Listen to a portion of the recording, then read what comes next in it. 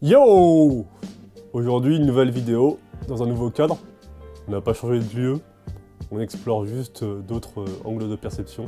C'est ça qui est magnifique avec un appartement de 19 mètres carrés, c'est qu'il y a plein d'angles différents.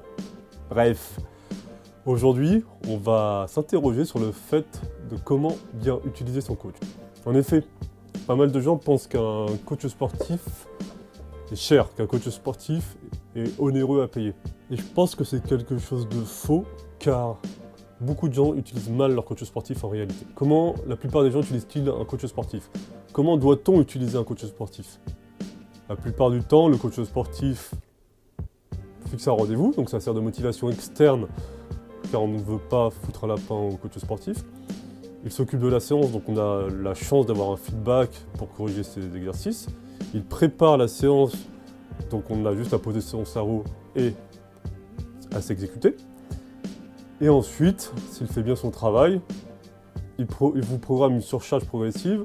Et s'il fait très bien son travail, il fait un plan de diète. Et si par chance il s'intéresse à la mobilité, il vous propose des exercices de mobilité pour vos diverses douleurs.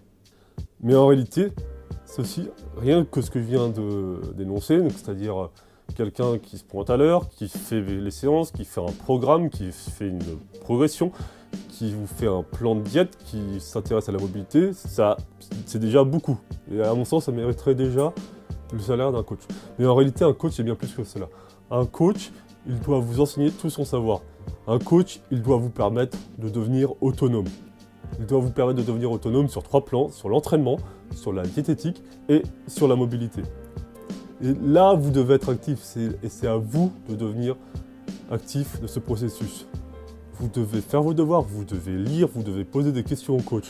Et c'est avec ce processus où vous allez poser des questions, obtenir des réponses, réfléchir, poser d'autres questions, et ainsi de suite, que vous allez vous former grâce au tutorat du coach, mais surtout par vous-même, et vous allez devenir autonome dans votre pratique.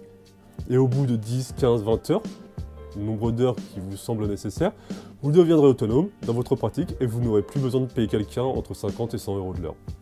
En résumé, un coach n'est pas quelqu'un qui va vous permettre de juste faire des séances en mode je pose mon cerveau et je fais ce qu'il y a à faire. Un coach, c'est quelqu'un qui va vous transmettre tout son savoir pour que vous deveniez autonome. Bien entendu, si vous êtes quelqu'un qui avait les moyens, qui gérait bien votre budget ou qui est prêt à faire des sacrifices pour avoir un coach est toujours une plus-value certaine. Pour les avantages énoncés en première partie, c'est-à-dire poser son cerveau, rendez-vous, programmation, bref, vous n'avez rien à faire. Mais si vous n'avez pas les moyens financiers de vous payer un coach, il faut que vous appreniez par vous-même à vous coacher. Bref, sur cette réflexion, je vous dis à bientôt pour une prochaine vidéo. Ciao les copains!